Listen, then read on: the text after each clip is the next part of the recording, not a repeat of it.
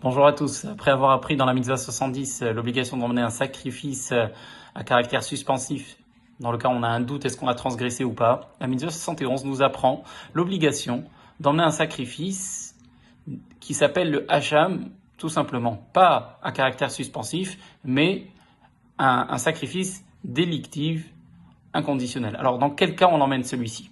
Le précédent, dans la Mitzvah 70, ça concerne en moyenne une quarantaine de cas. Celui-ci, c'est seulement une poignée de cas, par exemple.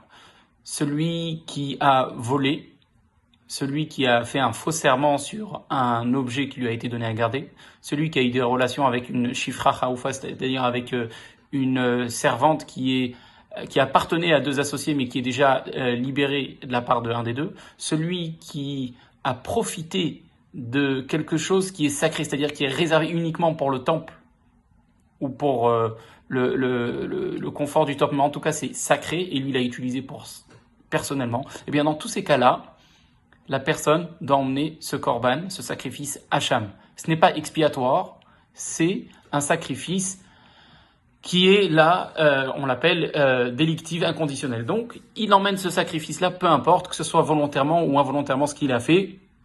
Bien sûr, ces mitzvot-là sont fondés sur versets de la Torah, mais ils sont aussi développés dans le Talmud, traité Kritot.